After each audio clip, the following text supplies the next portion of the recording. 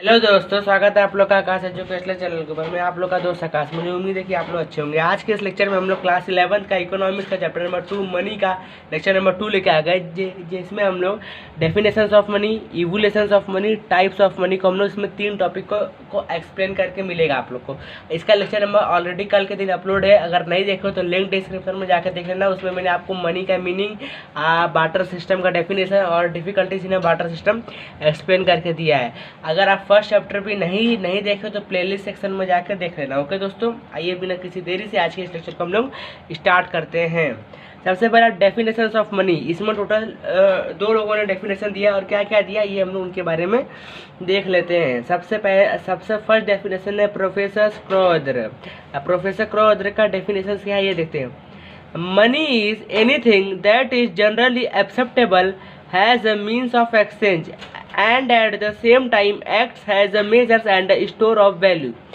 ये जो हमारे जो प्रोफेसर स्क्रोदर है, इनका डेफिनेशन जो मनी का है, इनका जो मतलब ओपिनियन है, कहते हैं मनी इज एनीथिंग। हमारा जो मनी है वो एनीथिंग हो सकता है, कुछ भी हो सकता है। Money is anything that is generally acceptable. हमारा जो मनी है कुछ भी हो सकता है, लेकिन कुछ भी नहीं, मतलब कुछ तो हो सकता है लेकिन उसमें भी वो जनरली एक्सेप्टेबल हो कि मतलब उस चीज़ को आप कहीं भी किसी भी जगह लेके जाओगे तो वहाँ पे आपको एक्सेप्टेबल किया जाएगा। जैसे कि आज हमारे भारत में रुपया चलता है, तो आज आप भारत के 28 राज्य में कहीं भी आप रुपया लेके जाएंगे आपका एक्सेप्टेबल किया जाएगा। Money is anything that is generally acceptable, has a means of exchange. Means of exchange मतलब आप किसी से अगर गुड्स लिए तो उसको आप पेमेंट कर दिए, मीन्स ऑफ एक्सचेंज भी उसका होना चाहिए। Measures and store of value, कि आप उस मनी को स्टोर कर सको। आज के समय में अगर आपके पास पैसा है तो आप लोग सेविंग कर सकते हो, आप उस पैसे को स्टोर करके रख सकते हो। ये डेफिनेशन किसका था?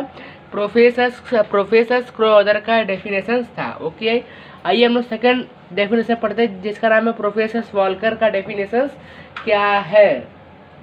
ओके फ्रेंड्स, इनका डेफिनेशन है money is what money does. इनका मतलब ही यही है कि money is what is money does. Money is what money does मतलब मनी ही मनी है। इनका कहने का मतलब था।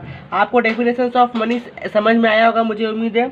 अगर नहीं समझ में आया तो कमेंट बॉक्स में लिख देना, मैं रिप्लाई जरूर दूंगा जो भी डाउट होगा। इवोल्यूशन ऑफ मनी, हम लोग समझते हैं इवोल्यूशन ऑफ मनी। हमें क्या ज़रूरत पड़ गया कि हम लोग मनी को मतलब इवोल्यूशंस करने के पीछे आ गए। हमको क्या ज़रूरत पड़ गया था, तो आइए हम लोग देखते हैं क्या ज़रूरत था हमें।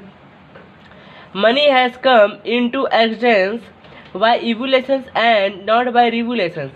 With passage of time, the commodities which were used as money have changed depending upon the need of time and development of civilizations. Money used in the modern times is a result of money is a result of money evolutionary changes that took place over a long period of time. Following are the types of money which very well explain the evolution of money figure 2.2। हमें money की ज़रूरत क्यों पड़ी? हमें अगर किसी चीज़ की ज़रूरत पड़ेगी तो ही ना हम उस चीज़ का इन्वेंट करेंगे, उसमें हम लोग इवोल्यूशंस लाएंगे। हमें आप सिंपल एकदम एक लाइन में इसका मतलब समझो कि हमें मनी की ज़रूरत इसलिए पड़ी कि मतलब आज के बहुत साल पहले बार्टर सिस्टम हुआ करता था। मैं आप लोग को कल बार्टर सिस्टम की डिफ़िकल्टीज भी बताया। अगर आप वो नहीं देखे हो तो आपको नहीं पता चलेगा कि हमें मनी की क्यों ज़रूरत थी। जो हमारा जो बार्टर सिस्टम था उसमें कोई भी एक ट्रांजैक्शन सक्सेसफुल होने के लिए उसमें बहुत सारे कंडीशंस थे और उसके बहुत सारे डिसएडवांटेज थे। इसके लिए हमें मनी का ज़रूरत पड़ा। किस लिए पड़ा? क्योंकि हम बार्टर सिस्टम को ख़त्म करके उसको हम लोग एक्सचेंज में लेके आ जाए कि भाई तुम मुझे गुड्स तो मैं आपको पैसा पे कर देता हूँ, मनी पे कर देता हूँ, इसलिए हमें ज़रूरत पड़ा। तो दोस्तों, आपको इवोल्यूशन ऑफ मनी का ही मतलब समझ में आ गया होगा। हम लोग अब नेक्स्ट टॉपिक की तरफ अपने हैं बढ़ते, जिसको हम लोग कहते हैं types of money. 1 second, camera blur हो रहा है, 1 सेकंड। अभी हम लोग अपने next topic types of money की तरफ बढ़ते हैं। अभी ठीक है, कैमरा क्लियर है। तो दोस्तों, टोटल 8 टाइप्स के मनी हमारे मार्केट में है। आप सोचे भी नहीं होंगे कि 8 टाइप्स के मनी होते हैं। कौन से होते हैं, आओ मैं आपको एक बार समरी बता देता हूँ, फिर उसका डिटेल में हम लोग पढ़ते हैं। सबसे पहला मनी होता है एनिमल मनी, सेकंड होता है commodity money, third metallic money, fourth metallic coins, fifth paper money जो आज के डेट में हम लोग यूज़ करते हैं, six credit money, seven plastic money, eight electronic money. हम लोग इसी एट मनी को टाइप्स ऑफ मनी में डिटेल में एक्सप्लेन करेंगे, समझेंगे। ओके दोस्तों, आइए शुरू करते हैं। सबसे first animal money. Animal money in protohistoric period animal money was used as a means of exchange, example cow sheep goat etc। देखिए किसके पीरियड में, यहाँ पे देखो लिखा भी है प्रोटोहिस्टोरिक पीरियड, ये आपको फिल इन द ब्लैंक्स में पूछ सकता है। प्रोटोहिस्टोरिक पीरियड के समय में मतलब एक राजा थे, उसके समय में एनिमल्स का मतलब एक्सचेंज में लिया जाता था। अगर मान लो आपको कोई, अगर उस समय के आपको हिसाब से अगर कोई गुड्स चाहिए तो आप काऊ दो, सीप गोट, आपके पास जो भी एनिमल्स है उसका एक्सचेंज किया जाता था। लेकिन दोस्तों उसकी कुछ खराबियां भी थी, क्या कि आपको डिपेंड रहना पड़ता था नेचर के ऊपर। इसलिए फिर देखता है क्या दिया, how where due to their individually nature, जो मैं आपको बोला कि एनिमल्स के लिए आपको नेचर के ऊपर डिपेंड रहना पड़ता है। उसके बाद एनिमल मनी को हम लोग क्लोज किए, फिर हम लोग किसको लेके आए, कमोडिटी मनी। कमोडिटी मनी क्या होता है ये देखते हैं। In olden days, the commodities to be used as money were dependent upon climate conditions and cultural. Example: animal skin, grain, cells, feathers, tusk, salt, rare articles and stones were used as a medium of exchange. Due to the problem of storage of such commodities, metallic money come into existence। देखिए हमें animal money की आप लोग समझ गए, उसकी खराबियाँ क्या थी कि उसकी वजह से हमें उसको मतलब हम कमोडिटी मनी लाए, तो हम उसकी एक खराबी थी कि आपको नेचर के ऊपर डिपेंड रहना पड़ता था। फिर हम लोग कमोडिटी मनी को लेकर आए। कमोडिटी मनी को हम लोग बार्टर ट्रांजैक्शन कहते हैं। किसको कहते हैं, जो हमारा जो सेकंड है कमोडिटी मनी, उसी को हम लोग बार्टर सिस्टम भी कहते थे। क्योंकि इसमें एक गुड्स अलग एक दूसरे गुड्स से एक्सचेंज किया जाता था।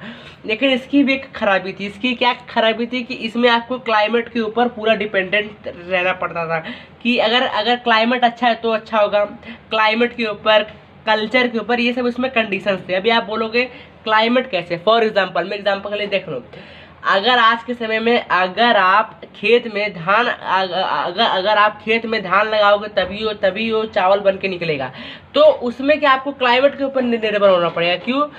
क्योंकि जब अच्छी बारिश होगी तभी अच्छा धान होगा, अच्छा धान होगा तभी अच्छा गेहूँ होगा, अगर अच्छा धान होगा तभी अच्छा चावल होगा। तो उसके बाद आप ले जाके उसको मार्केट में सेल्स करके इनकम ले आ सकते हो।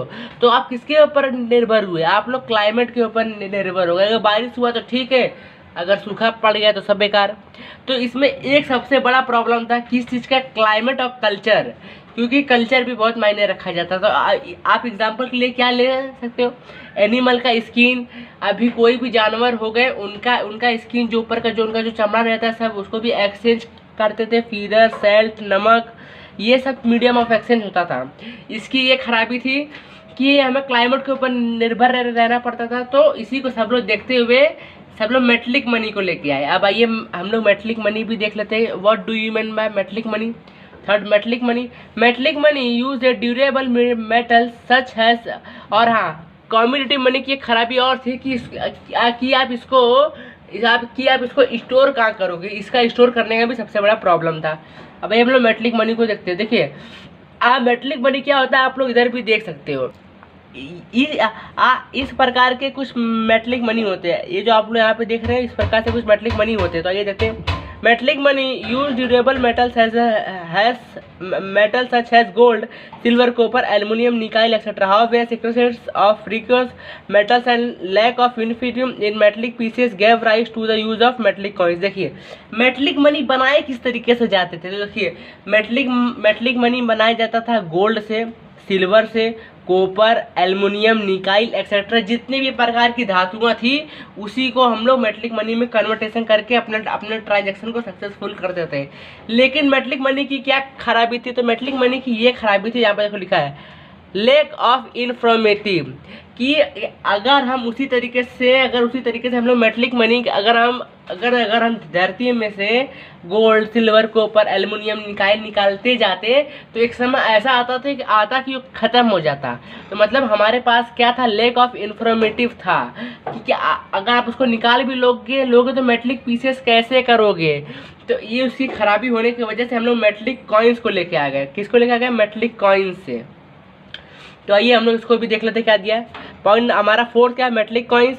इन ancient times rulers of various kingdoms used small pieces of metals and affixed their seals on them.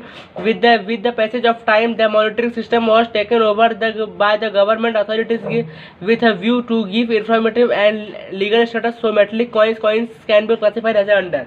देखिए मेटलिक मनी का मेटलिक कॉइन्स का आप एकदम शॉर्ट एग्जांपल समझिए, आप पूरा डिटेल में समझ जाएंगे। मेटलिक कॉइन्स क्या होता था?